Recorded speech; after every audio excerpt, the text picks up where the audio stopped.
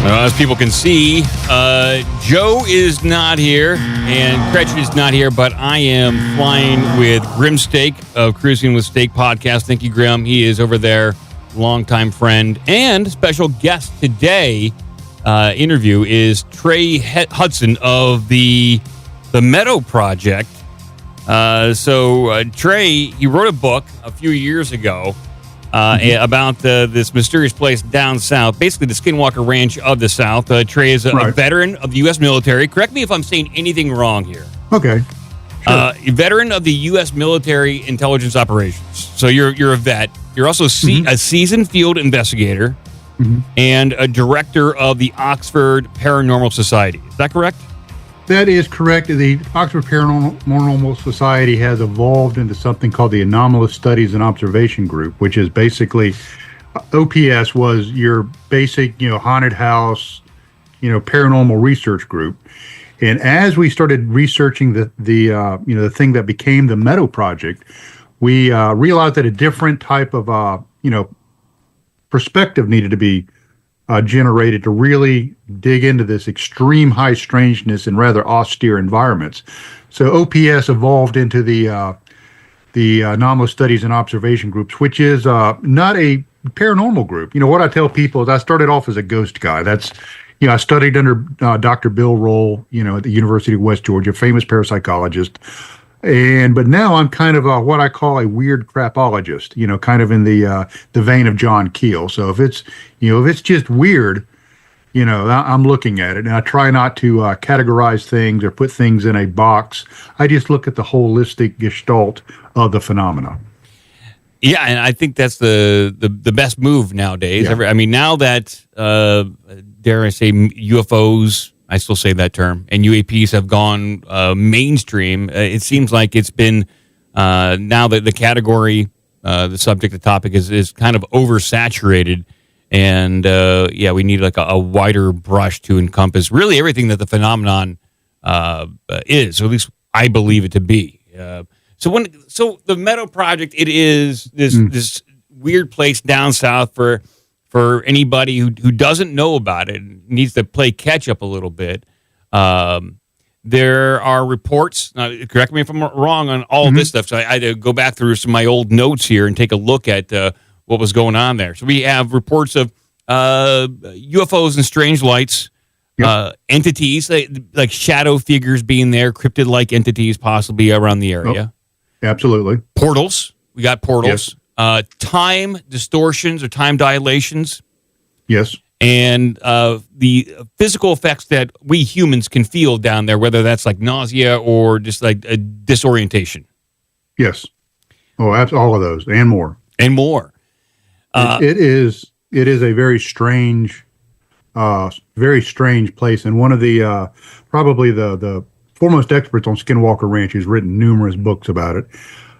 His opinion is that this place probably, as far as high strangeness, could give Skinwalker Ranch a run for its money. It's that strange, and what like Skinwalker Ranch there in the Uinta Basin is it has a wide variety of high strangeness. So you can't put your thumb on and say, it's a Bigfoot area or it's a it's a UFO site. It's everything.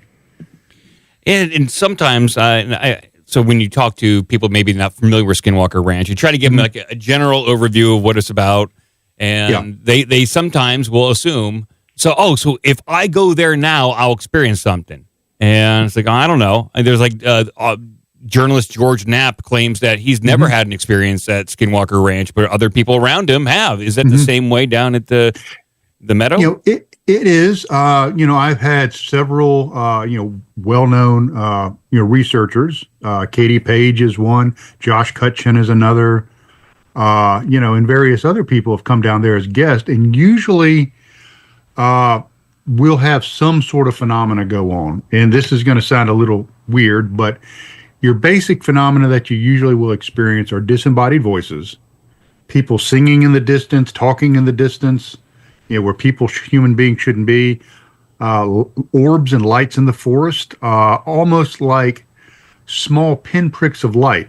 We call them fairy lights because they're just so small and faint.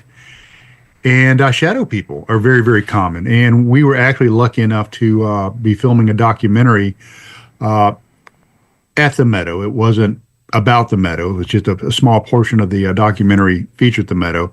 But as we were doing an SD session, we actually caught one of the shadow people, on film, moving behind us while we were doing the SD session. And the weird thing is the cinematographer and the production assistant that were there filming us actually saw these things, and it rattled them so much that they will not return to the Meadow. Now, one of the more disturbing, events that was in the book was when, I believe, I'm just going on memory here, I guess there may have been a FLIR camera tracking an investigator as he was coming back to camp, possibly. And did it capture this human investigator, transform into an orb and traverse? Or is that just he did transform into an orb and it wasn't captured on FLIR? It was captured on FLIR as far as the researchers saw it. It was not recorded on FLIR. And it's one of those really tricky things is you have a finite amount of storage on board your equipment. So, if you bring it up, do you always turn it on or not? And a lot of times by the time you remember to hit, record, the phenomena has already happened. But I'll play back exactly what happened on that particular evening. But this is one of not the strangest evening we had, but one of them. This was in 2016, and we really started looking at the Meadow because it was one of these unique places in an area where you had multiple UFO sightings, according to MUFON and the National UFO Reporting Center. You had numerous Bigfoot sightings in this general location, going back and looking at BFRO records. Had a lot of paranormal stuff, looking at the folklore, going all the way back to the Native Americans and bringing forward. So it's a very unique area.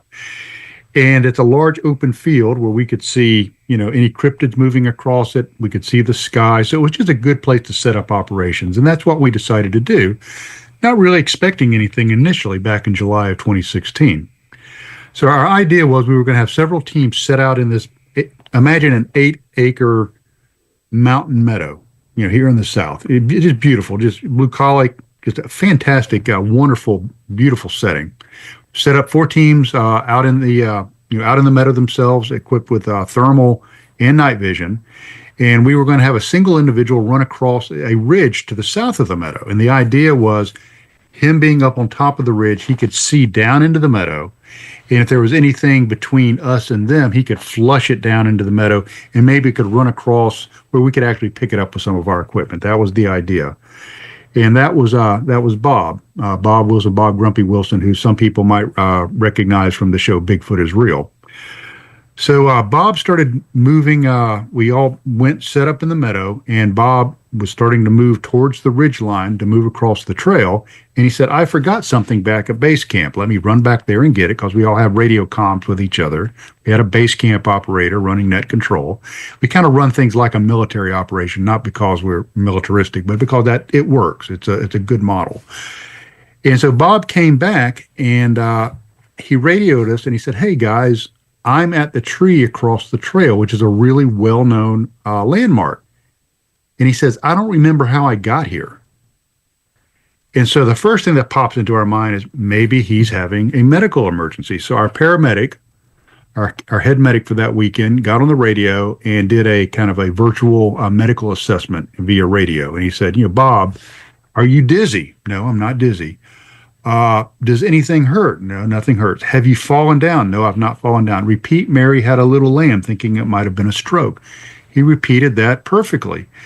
And so, we all have our normalcy box, and we like to put things in it that we can't explain. So we quickly put that into our normalcy box, and we chalked it up to Bob was just preoccupied with the mission, and just, like sometimes you drive into work and forget really how you got there. You just were focused on other things.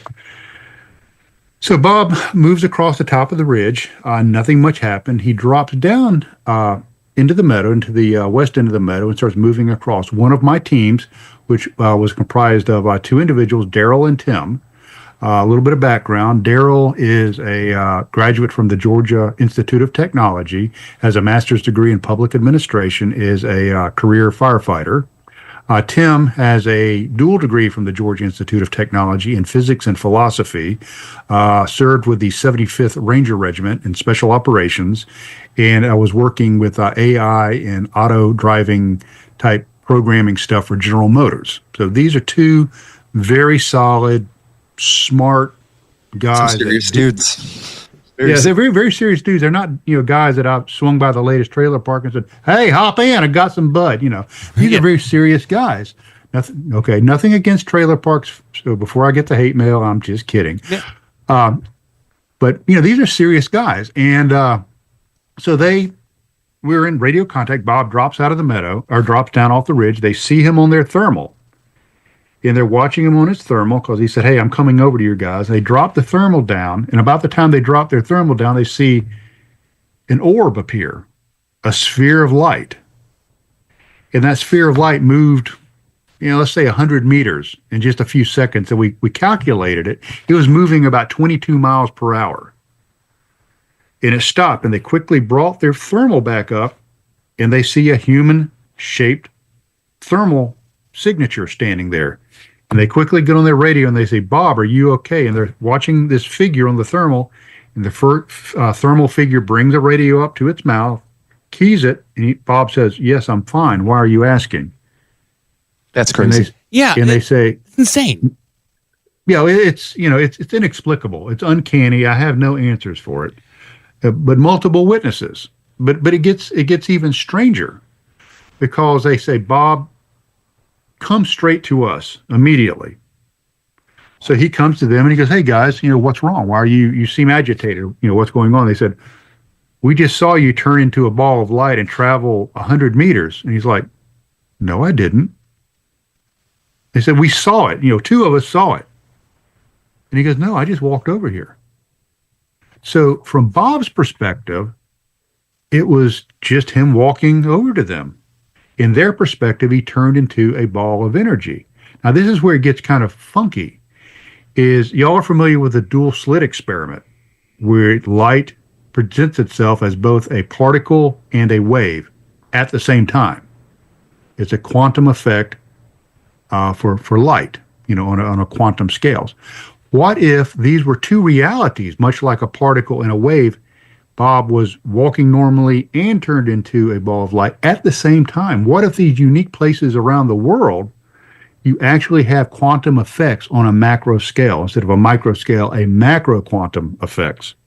And that's why some of these places are so strange. So that's just something that, kind of rattles around in my brain. And we argue even to this day is, what happened? Whose reality was preeminent? Was it Bob's or was it Daryl's and Tim's? So that was something kind of odd. We struck that as odd. So later on that night, about 0200, about 2 o'clock in the morning, one of our researchers, got out of his tent to take care of some biological necessities. That happens when you go camping. And he looks and he sees a white hominid-shaped figure watching the campsite from around a tree. And you go back and you look into Bigfoot lore, and those are the typical tree peepers. People will see a Bigfoot or a Sasquatch, watching them from around a tree. So he quickly got up one of our other researchers, Kristen, who at that time had a very high-end thermal, got her up, and by the time they could get out there, it was gone. Interesting thing is, folklorically, that exact same type of creature with a very distinct attribute to it was folklorically connected to that specific location. So the folklore was becoming reality. Now, you can get into a whole bunch of theories about, do we project reality into the world and make it so, or is it there already? So anyway, so now we've got this folkloric thing happening, basically a Bigfoot watching us. The next day, we're all gathered around eating breakfast, and Bob, the missing time orb guy, comes over, and he shows us his GPS. Now, a little bit about Bob. He is retired law enforcement, spent many years in the state of California doing backcountry rescue, extreme backcountry rescue. And being a backcountry search and rescue guy, he always runs his GPS with the breadcrumb feature, where it always runs a track where he's been. And he shows us on his GPS and there were several track lines from the evening before. The track lines were about 1 to 2 kilometers in length, but they were all in straight lines. Oh, man. This terrain is so rugged you cannot travel in a straight line, either by foot or by Unless road. you're a ball of light. Or you're a ball of light, or how can you travel over rugged terrain in a straight line? Yeah. In the air. Incredible, like, to wrap your head around that. I'm sure you guys still talk about that, like you said. Yeah, we still do. And so, we said, Bob, that's amazing, because that's when you had your missing time, and we had the ball of light thing, and it shows you being on the other side of this small river, which we know you never were, etc. So we said, when you get home, download the data, off of your SIM card, send it to us, and we'll bring up our, we all had Garmin, geo programs, apps on our computers, and we'll do some analysis of it. And like happens in so many times, by the time he got home, that data was erased off of his SIM card. Now, the good thing is there were multiple people that saw his GPS and can, attest to the fact that it did happen. And what's odd is we had a chance to take Bob and do hypnotic regression with him. I was just going to ask about that. Perfect. Yeah. And that's something that's not featured in the first book that will be featured in the second book. But we did hypnotic regression, and the block on his missing time was so strong that the psychotherapist could not break through it. Is during the regression, he says, I don't remember anything. It's all blank. And when we asked specifically about the orb of light, he said, no, I just walked over there to meet Tim and Daryl. There was nothing spectacular or different, happen. So that was in 2016. So that was one of our first taste of the high strangeness in the Meadow. And that was a 3-day weekend. One hell of a weekend, and and this one to remember. I got some questions for you, but sure. Before I get to questions, just trying to prime people to know how, let them know how strange this place really is. Especially what I liked in the book, especially when it came to what was observed. One of the elements was these strange cube or box-shaped phenomenons that were only visible, I think, through certain cameras, correct? Right, correct. And that was in February of 2017. Once again, we decided to use the same, research methodology, have teams down in the Meadow, except this time we changed our protocols. Nobody goes out alone because of Bob's orb incident and missing time. And we just didn't feel like it was safe. So that time we decided to have a team of 3 move across the top of the ridge and have the rest of our teams down in the Meadow. So I think we had about 12 people. I'd have to go back in my notes and look, but about 12 people. So we were down, down in the Meadow, and myself and Daryl and Bob, and I'm trying to remember who else was up there, but we were the team that actually ran across the top of the ridge. While we were up on top of the ridge, we're scanning down below. This was in February of 2017 with our thermals. And something that people need to note is when people are put on station, we actually brief everybody before we go out. You have an assignment. Nobody leaves their assigned location unless they get permission from the person who's the tactical commander of the operation in the field. That way we know where everybody is. And we started seeing thermal images. And I'm not going to say they're man-shaped. I'm going to say they're man-sized. So they're about 1.75 meters tall, about half a meter wide. So you're talking about 6 foot tall, maybe 18 to 20 inches wide, man-sized heat signatures. It's a heat signature, stands upright. It drops down to about half its height, upright, half, upright, and then splits into 2, and then disappears. Did not correspond with any known team members in that area. So that was, wasn't our team members. It was something else. It did match any of the wildlife that we had been seeing the previous night, or previously that night. So we were discussing that on how strange that was, and we get a radio call that down in the Meadow, one of my thermal teams are seeing these boxes or cubes appear all over the Meadow, and they'll pop up, and they were only visible on thermal. They were not visible with the naked eye, and then they would disappear. And as your listeners, are aware, that thermal picks up differences in temperature. So they were different than the temperature of the surrounding environment. They were different than the ambient temperature of the meadow. So we quickly came down and they were saying, hey, one just disappeared. And then we had another one appear, about 40 yards, about 40 meters in front of us, and it faded away. So we quickly did an assessment and we said, what we're going to do is send a team into that cube, into that box that was only visible on thermal. Did someone volunteer or you have to push somebody in? Yeah, no, we volunteered. But maybe that wasn't a good idea, and I'll tell you why when I get done with this recounting. So we had a team go into it, and it had just about faded, from their thermals. But when the team crossed the threshold of the edge where this thing was, they disappeared from thermal. Their heat signatures were completely gone.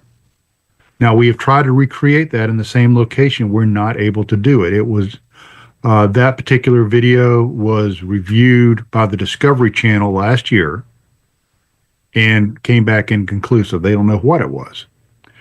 So the team completely disappeared, and they said when they crossed the threshold, things got quiet.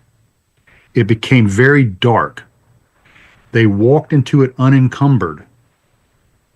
And when they turned around and came back, they started running into brambles and bushes that weren't there before when they went in. Once again, like you have a duality of reality.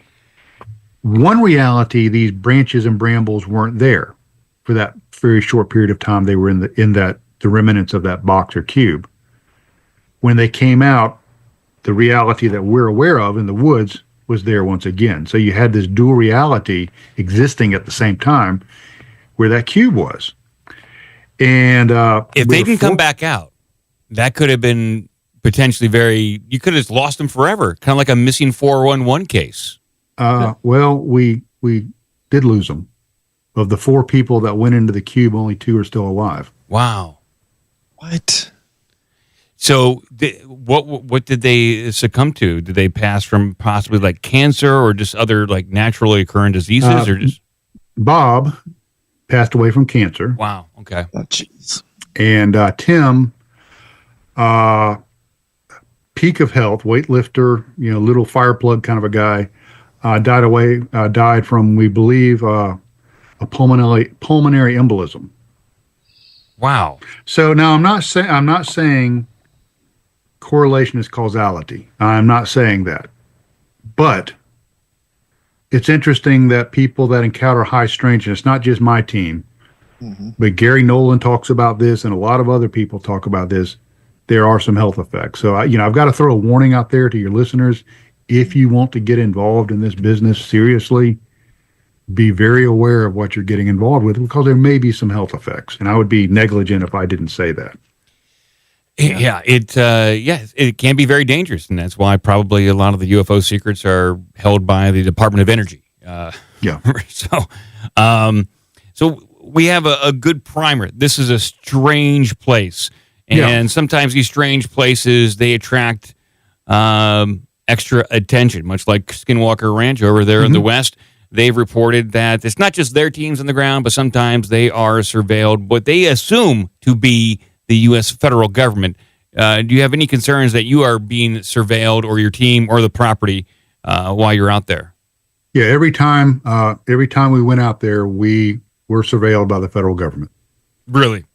Yeah, because at that time I was a federal security specialist in the intelligence community. So it was me. It's okay. I mean, it was. I really was. It really is what I retired from. But what's really interesting, and as I get that question all the time, is because of my involvement in the IC, I was on the security side of it. Is I had counterintelligence special agents that would support certain programs that I was involved in, and the only intelligence community interest in this area is one of the CIA agents that I worked with, special agents I worked with, really thought this was cool and asked me to autograph his copy of the book. But no, they never showed any kind of interest in it at all. Wow, really none.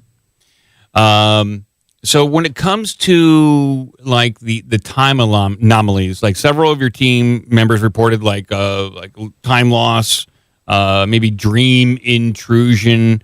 Yeah. Have you guys explored the idea of time compression or temporal bleed-throughs, and what impact does this have on the psyche of these repeated experiences? Yeah, we actually have talked about time dilation, and we have actually purchased a my mind just completely blank, a time not time dilation meter, which actually has a base unit and a probe that runs out 100 feet, and it measures how 1 second runs at the base unit, sends a signal out to the probe, and then back, and sees how long it takes to run back, and it calculates any time differential. And we have seen some very tiny micro differences in time. But something you mentioned are dreams. To sleep perchance to dream, as Shakespeare said. And we have had some very interesting things with that, And talking about time, we went back and I talked about Bob's time loss, and we were not able to determine what that was with a hypnotic regression. So, there is some possible time slips, time dilation, time compression. We were looking at doing some heavier experiments out there, but unfortunately, in order to get the equipment out there, it just was too heavy and too expensive, because we have to literally pack all of our equipment out there on our backs. It's very remote. So we haven't been able to do the time experiments quite as much as we want to. We have done something as simple as have stopwatches with a base unit or a control unit and then an experimental unit. And using stopwatches, we haven't seen any time dilation or time expansion, but using the time dilation meter we have. I know David Politis of Missing 401, he has done similar experiments, and I guess got some positive results when it comes to a difference in what you expect to get back. And there's a difference there, and it sounds like you guys are treading down the same path of weirdness, definitely. Yeah, I know he had some pretty good success at Mesa Verde, across some of the kivas there, Mesa Verde. Talking about David Politis and time, though, is there was an incident where my research partner, Kristen, and I had gone out there. It was a very low attendance weekend. We didn't have a lot of people show up. So she and I decided we would go back out to the Meadow and take baseline readings of all the areas where we had high strangeness. So we're recording electromagnetic fields. We're recording radiation. Tiny radiation spikes have been observed out there. And so we decided we were going to cross this small river and see what was on the other side of it. Just kind of something to, fill our day, since we were kind of exploring that area without any really, really solid agenda.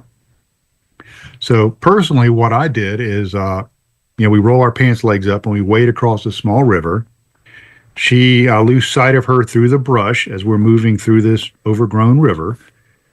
And I step out onto this the bank, the shore, and I see another open field, another meadow, if you will, another big open expanse. And I became very excited. And I said, Kristen, you have to see this. I'm at another meadow. I'm at another area that we can run concurrent investigations on both sides of this big stream or small river. And she said, "What are you talking about?" And I said, "No, it's like the Meadow, but it's different. I'm really excited about this. Come over here and look at it." She goes, "Don't move. I'm on my way." So she comes over to me, and she, comes up out of the river and puts her boots back on. She walks over to me. She goes, "What are you talking about?" And I said, "Look at this. Isn't this really cool?" She goes, "Trey, you're in the Meadow." I said, "No, I'm not." She goes, "No, you're where you started." I said, "No, this is different." And this is kind of hard to articulate, so I'm going to try to explain it, because it was a very experiential thing. But as she was explaining to me that was the original Meadow, a place I'd probably been 75 times before. And just a little bit of background: I'm an Eagle Scout. former Army intelligence officer. I backpacked all over North America. I've hunted big game in Africa. I'm pretty comfortable in the outdoors. I'm that guy. I don't get rattled in the outdoors, but I was rattled this time. I did not know where I was. And as she was talking to me, things started kind of changing back to the normal Meadow that I was very used to. She quickly got on the radio, radioed back to base camp, and she's an emergency room nurse, an ER nurse, and she said, hey, Trey's having a problem. We need to get him back to base camp. And so our medic got on the radio and says, what's going on? And I said, everybody, okay, I'm just command decision. Leave me alone for about 10 minutes. Just let me get my wits about me, because I was so disoriented. I did not know where I was, even though it was an area that I'd been to multiple times. And I always wondered, if I had not had radio comms with me, a research partner, basically, right there within yelling distance, would I have ended up as a chapter in one of David Paulides' books? Yeah, exactly. That's how it happens. Just get disorientated in the woods. Or maybe you're just a ball of light. Yeah, some of the strange stories where people will see something shimmering, or they'll just accidentally wander into something. I mean, there are stories from the late 1800s of a person's father just wandering out into the woods, and they can still hear his voice. They know he's somewhere around, but he's almost like he's in an interdimensional trap or some room that he just does not know how to get out of. Yeah, this just feels like there's spots where it's very thin between a parallel dimension or something where you can easily slip in depending on the kind of person you are. Like, I think it only affects certain people. Yeah, and what's really weird about that is at that exact place where the disorientation took place, let's see, I'm trying to look at my notes here. This was in July 2020. I got disoriented in January. So back a few months later, we go back out to that area.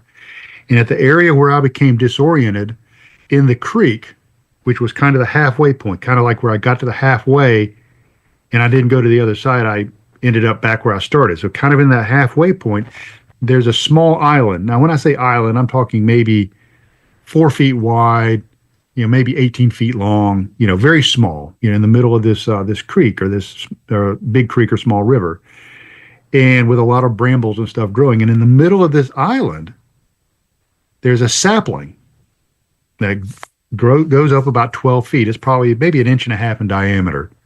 And at the top of the sapling it goes out like this and makes a perfect oval, like the top of an ankh. And it was so strange that we took photographs of it, and we could not figure out how that happened, because being such a small sapling, you couldn't bend it over without breaking it. There was no room to do anything over there. You couldn't take a ladder over there. And you start researching into the the symbology of the ankh or the oval or the galactic keyway. Many places that have had recordings of our reports of being dimensional doorways have that keyway, very similar to the spiral motif. And here we were having it at an area at the Meadow, which was only about 70 yards from where the cube was seen, was within 20 yards of where I became disoriented, and we have this strange oval, ankh-like shaped, in the middle of the creek.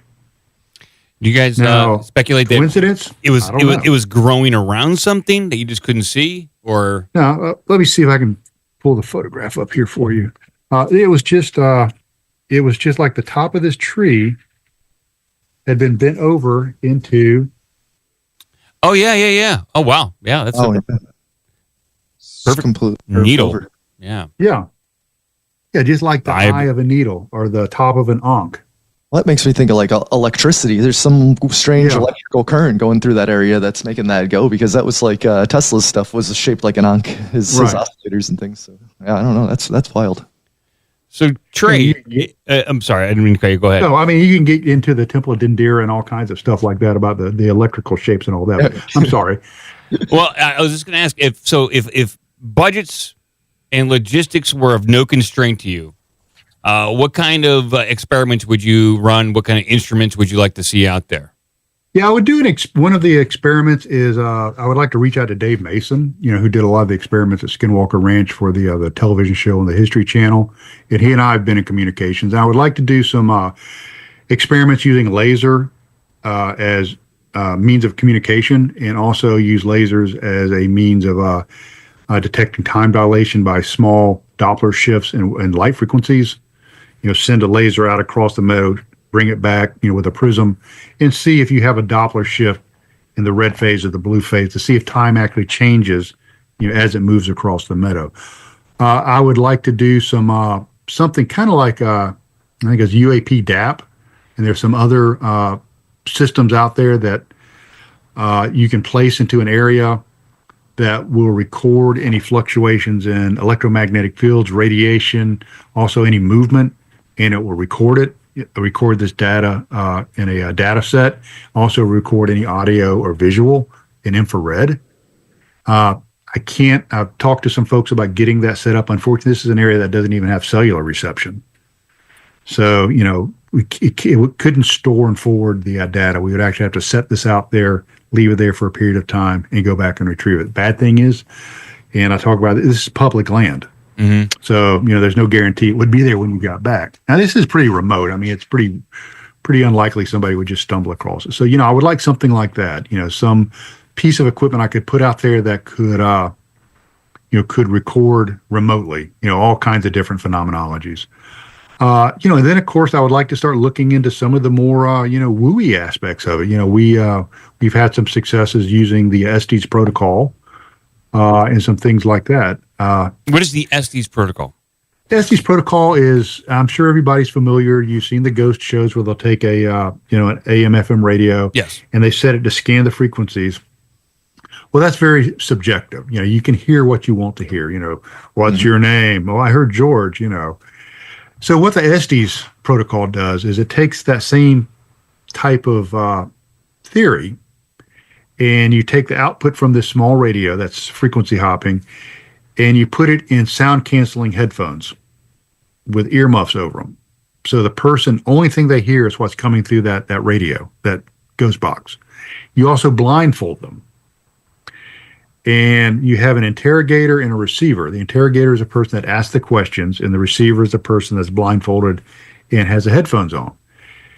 And, we've had some success with what appears to be two-way communication with whatever, the other, whatever that is, using the Estes protocol. So, I would like to do some more stuff with Estes, and I would like to have the funding to do longer expeditions, I'm talking, week, 2 weeks, things like that. And it's hard to get people away from their jobs and things like that. So, we're really limited, unfortunately, what we can do because, it is public property. But, I'd like to get people like Ryan Burns out there, like Eric Bard, he and I have discussed it a little bit, get him out there, and just really do kind of a full court press on the phenomena and see what's going on. Have you considered taking people out there just to meditate? Or Yes. We actually, on our staff, we have a psychoanalyst who looks at things from a transpersonal. He treats his patients from a transpersonal perspective, which is human growth, spiritual growth, if you will, and don't put a religious lens on that. Spiritual growth, and we have started doing guided meditation and using some of the techniques like from the Monroe Institute. This guy is an alumni of the Monroe Institute, and we've had some really remarkable things happen, like precognitive dreams. That's incredible. It's like one of the things that I was always hoping that the guys on Skinwalker Ranch would do more of the religious stuff, the meditation, especially during the TV show, because there is a really crazy story from the Hunt for Skinwalker in that book that George Knapp wrote, where a person went out to the ranch, just wanted to meditate there, and it provoked something on the property to come out and scare the heck out of this person. And it's like, it seems like that's a testable experiment you can do over and over again. It's cheap, and it seems to get a reaction. So it sounds like you guys are way ahead of the curve on that one. Yeah, and it's starting to become more mainstream now, especially in the UFO world. Is Stephen Greer and his CE5 protocol, of actually meditating and bringing, creating contact with these vessels or craft or whatever they are. And now you're starting to hear about psionics, where people like the Skywatch project, where they'll have somebody that's a remote viewer will actually go and meditate and try to communicate with whatever these craft are. Now, the cool thing is probably about half of the team of ASOG are trained remote viewers, trained in military remote viewing, coordinate remote viewing. So, we've got a background in that too, and that's that kind of changes the way you think and look at things. So that's been beneficial also. Well, have you guys remote viewed the property? Yeah, yeah, we have. We get just all kinds of stuff. Some of it doesn't match, some of it does. Remote viewing is not an exact science. It's basically, it was designed as an intelligence collection tool. And, in intelligence, you take data that corroborates other data. And unfortunately, a lot of the data you get just isn't usable. And so a lot of the stuff we've done on RVing just isn't really super usable, from my perspective, having taken a look at it. So, we'll continue to use that tool in our toolbox. But the cool thing is it makes us receptive. And something else we've done that I think we've had results with is there's a thing called a God helmet. I don't know if you're familiar with that technology. No, I'm not. I've heard of a God helmet before. You know about it, Grim? I've heard of that. Yeah, I think. You got one? Yeah. No, I don't have one. I wish I had one. It was developed by Dr.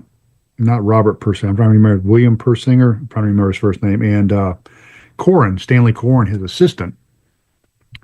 And what it does is the idea is if you do slight electromagnetic stimulation of the amygdala in the hippocampus, it can generate religious, mystical type experiences.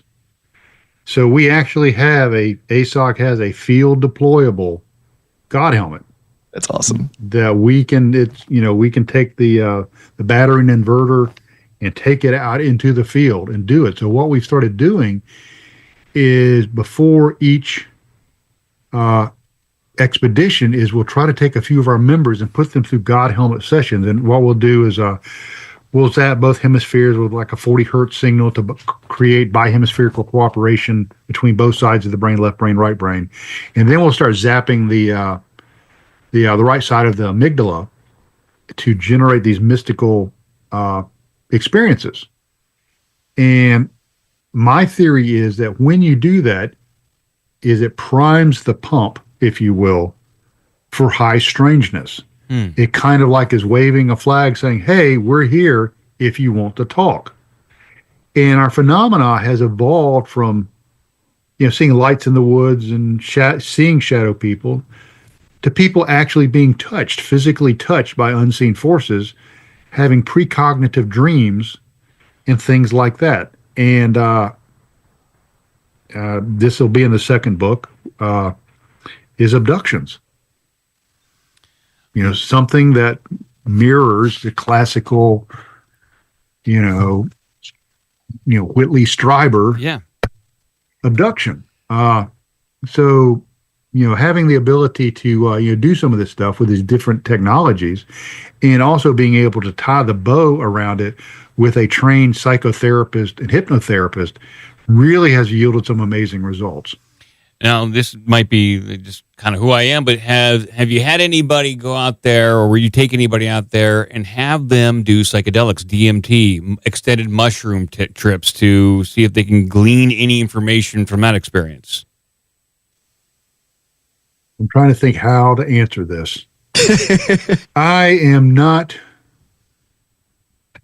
I know your background, so it might not be the best answer. Let me say, based on the reading I have done, psilocybin, DMT, LSD, etc., there seems to be a beneficial, explorative nature to using these substances. Using these substances in such an environment in a controlled setting with mature, focused people would be beneficial. Mm-hmm. Okay. Yeah. Okay. So take that from what you will. Sure. So, consider you got all this data, and you've been out there for almost probably close to 10 years, maybe over. Yeah, almost 10 years. It'll be 10 years next year in 2026. That's a lot of data. That's a lot of patterns to recognize. Have you guys started to use AI to get possibly data or patterns that you wouldn't normally understand? I have not. That's a great idea. I quite frankly, I'm not a neo-Luddite, but I am an old guy, so I don't completely understand all of the technology of AI. So that's a good idea. No, I haven't even thought about that. That does make a lot of sense. I have done some analysis on other places like Bradshaw Ranch, the Kiowa Ranch, which is the Colorado Ranch that Katie Page talks about, Stardust Ranch, and Bradford, and another one. And I've looked at the phenomenology that happens at these different places, and there does seem to be some patterns. So I've just done that through just, grunt style, old style, 1980s Cold War, pen and paper analysis. Yeah, well, look, you're talking to a cybersecurity guy who uses AI every day. So yeah, so I mean, it's part of my job at this point is to use this stuff, understand what it can and can't do. Just for instance, like making this correlations, not even with your data, but also I think what is also important is time and date. You want to get into like the astrological, moon cycles, all that kind of stuff. You can't leave it out because there might be some pattern in there that we are not recognizing at this point. And AI might be helpful to kind of parse through all that stuff, or at least you can get the data into a parsable way. And you might be able to glean some pretty interesting insight. Yeah, Tim, unfortunately, was one of the gentlemen that passed away. That was kind of his forte, is he was working for General Motors using, early AI to develop self-driving and semi-autonomous motive machines, cars, trains, things like that. So unfortunately, our physicist passed away, so we have a giant hole in our team as far as that goes. But that's something that I will definitely look into. Yeah, it's cheap, and as long as you can get the data up there, if you need help, let me know. I will. So when it comes to, I guess you've been there for this long, and I'm sure you could talk to people at Skinwalker Ranch about what they think may be going on, or at least have a start to a theory. You have any like start to a theory? Because even David Paulides is kind of like, I have some ideas and I think it could be portals. Are you comfortable suggesting something? Yeah, I am. And, if you ever talk to David, tell him to give me a call, because, we keep missing one another, because I'd love to pick his brain on this. I think what we're talking about, John Keel, in his books, he talks about something called ultra-terrestrials. Yes. Okay, there's a term that I coined in my first book called Paradi-dimensionals. And what they are things that exist beside our dimension. And if you look at like cryptids, Bigfoot, the Mothman, these creatures, you look at ghosts, haunts, goblins, all this stuff. And then you look at the other aspect of it, of UFOs, aliens, entities. What if they're all facets of the same thing? What if it's a multidimensional entity or intellect or sentience, and that whatever part of it, as it touches into our three dimensions, we see that part of it? Like if you had a pen and it touches down into two dimensions, you would see a circle, you would see a rectangle, you might see kind of an oblong thing, depending on how it touched. But they're all part of the same thing. It just depends on how it's oriented when it touches the second dimension. Now, what if these multidimensional otherness, these sentience, touch our dimension, and it just so happens whatever element of their reality brushes with us is how it manifests. So what if it's a Bigfoot one time, and then if it's a UFO another time, but it's all part of the same thing? Yeah, I believe Keel touches on this in The Eighth Tower, his book, and he ultra-terrestrials, but he says energy-based life forms or super spectrum entities, right? Which is very similar to some of what's going on there at the Meadow, for sure. Exactly. And so I think what is happening is it's all part of the same thing. UAPs, UFOs, I no longer think they're our space brethren from, Zeta Reticuli hopping in their intergalactic Cadillac and driving over here. I think they're extra-dimensional craft that are here and not here at the same time, if that makes any kind of sense. You start talking about, quantum effect and quantum realities on a macro scale, two things existing at the same time that are quite diametrically opposed. So I think that's what it is. And there are certain places that either because of geomagnetics, maybe because of the people that are there, maybe because of the structured geography, the mineral makeup of the land makes these areas very, very special, makes them a prime location for the veil to be thinned. And, what if you have these, tiny little, micro singularities where data, intelligences, and communications can pass through, in a very narrow thing. And you start going back and you're looking at the cube motif, which we've seen at Skinwalker Ranch, we've seen at the Meadow, we've seen at the Kiowa Ranch, that Katie Page talks about. You go all the way back, the cube motif was looked at by the early alchemist as what's something called prima materia, which is the prime material, the perfect shape.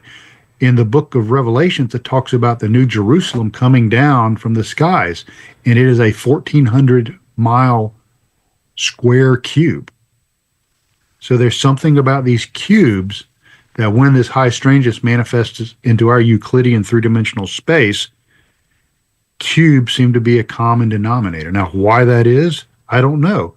If you had, a road crew build a road through a forest next to an ant bed, and the ants come out and look at this road, they're not going to know what in the hell a road is. They can't conceptualize it. We're the ants. And we really don't even know what's going on. Not only do we not have the answers, we don't even know what the right questions are. Yeah. Are any of your team members or you, when you're there, do you guys take home any entities with you? Like poltergeists, ghosts? I'm like a hitchhiker side effect. Attachment. Yeah, attachments. Yeah, definitely. We've had people, the before-mentioned cinematographer that said he'll never return to the Meadow. He had hitchhikers follow him home that weekend. Poltergeisty kind of things. I've had things at home appear and disappear. Not quite as dramatic as aports, but I put something down, I'll turn around, and it's gone, and I'll rationalize and say I knocked it off or something, and then I come back the next day and it's right there where I left it. We've had, like I said, things that are similar to abduction phenomena with some team members. And I'm going to see if I can pull this up for you. If you remember in the latest book by Knapp and Keller, Skinwalkers at the Pentagon, I don't know if you've had a chance to read that one. I have not read it yet. Yeah, they talk about one of the NIDS team members actually had large dog-like bipedal creatures in his backyard in Virginia. And what's interesting is these dogmen seem to be a common motif in these areas of high strangeness. They've had them at Skinwalker Ranch, Marley Woods, they've had them. And back, and I hope I can find this photograph while I'm talking to you, back a few months ago, is in my backyard, I found a set of what appeared to be bipedal canine tracks, and the tracks themselves were 6 inches in diameter. Jeez. That's a big dog. It's a beast of Bray Road. Yeah, it is. It's a beast of Bray Road. Yeah, I mean, and I was going to try to pull the photographs up here. The photographs are in my second book, along with a photograph of the track line. But it's, I showed it to somebody, and they say, that track line looks almost bipedal, which is really interesting because that's the same thing other people have reported following them home. And this was only 40 yards behind my house. you know, where I'm sitting now. People who encounter these entities, specifically, I would say like dog type creatures, but like Skinwalker Ranch, they get the sense, at least from what I read, and even when I talk to like Ryan Burns, they get the sense that there could be some, I want to say evil, but it's not a positive vibe sometimes. Is there? You get that vibe, or is it just kind of? It's just neutral, and what you make of it is what you do. Yeah, you know, I know Ryan well, and you know, I kind of know his experiences with this. Mine were not necessarily negative. They were sort of neutral, if you will. You know, I didn't pick up any kind of, you know, I didn't look at this and say, "Oh crap," you know, that scares me. That's a really weird thing. It was kind of neutral.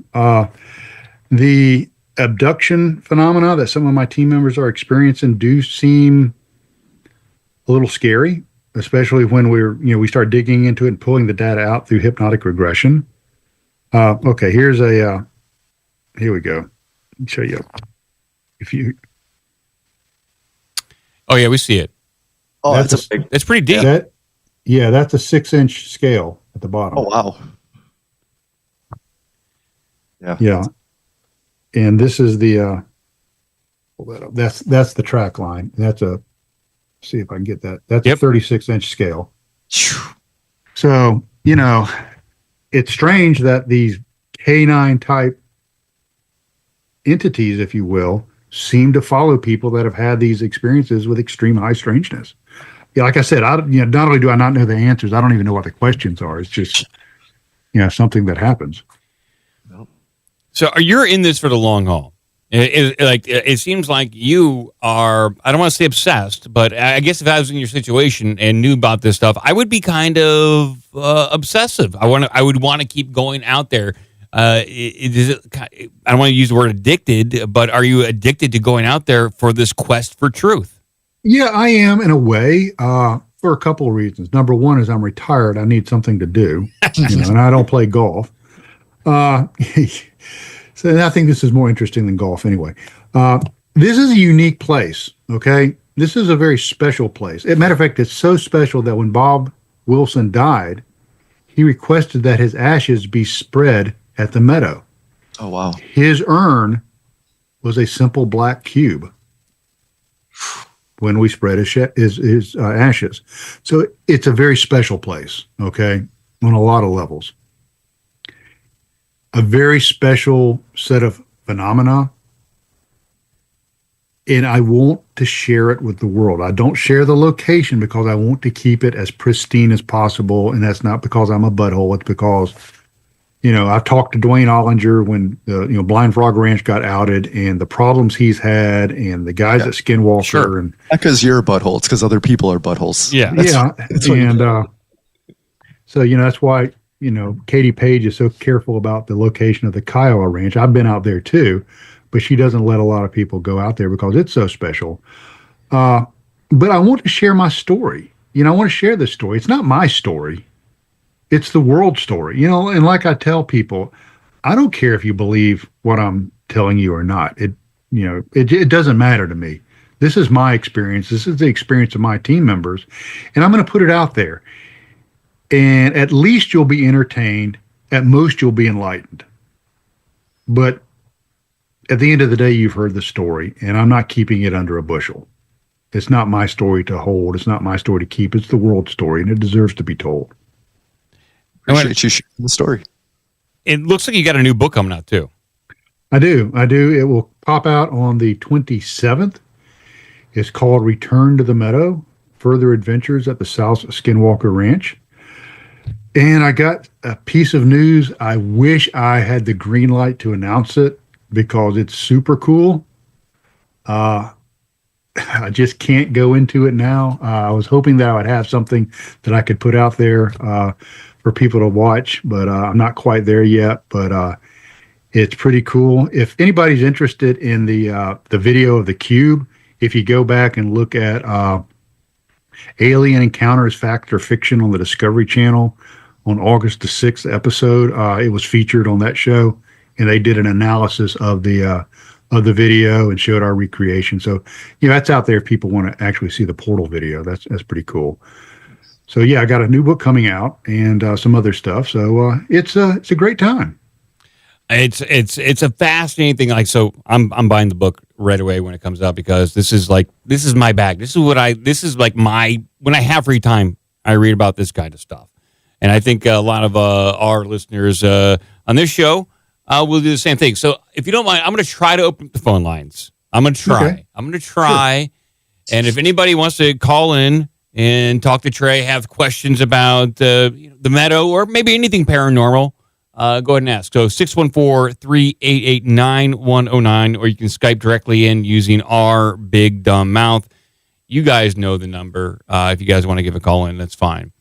Grim, do you have anything you want to touch on? Because I do have some like off the wall kind of questions, but Grim, do you have anything off the top of your head? No, I mean, this has just been an awesome story. This is the first time I've actually heard of this whole story, and I'm drinking it in. I'm definitely going to buy the new book. Like, I appreciate you sharing the stories. This is great. Oh, you're welcome. It's one of those things that is so remarkable. Yeah. I go back and I look at it, rereading my, going back through my first book and my notes, and then going back and proofing the second book that I'm reading, and I'm like, holy shit, yeah, this is some crazy stuff. It even awes me. So I think that kind of speaks for itself. Well, we do have one. We'll see. We're gonna give this a shot here. Hello, you are on the air with Mike, Grim, and Trey. It's the Blowtorch here. Hey, Blowtorch, what's going on?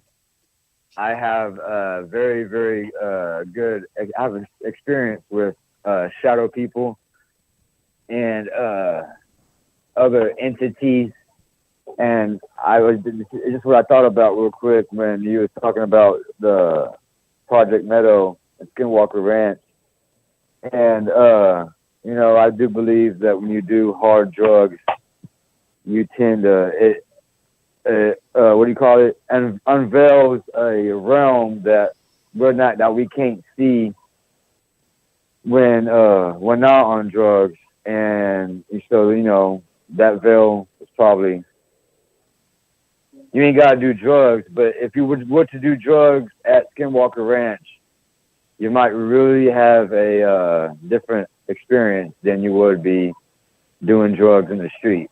Yeah, that was kind of my point. I'm not saying do it, but I'm saying if you do it, document it. Mm-hmm. Yeah, I agree. I mean, there are so many really, really well done, research going all the way back to Alpert and Lilly and all of those guys, all the way up to the current that with the right circumstances under the right controls, these things kind of like your caller mentioned, is it opens up the veils. Really, if you think more like frequency, we can detect a very narrow frequency of reality, but there are certain things that will allow that frequency to widen. Meditation, psychedelics, a lot of other things where you can actually perceive what's going on around you that might not have been visible before. Hey, well, thank you, Blowtorch. Thanks for calling. You got anything else real quick? No, sir. I love y'all. I got another boy coming July 21st.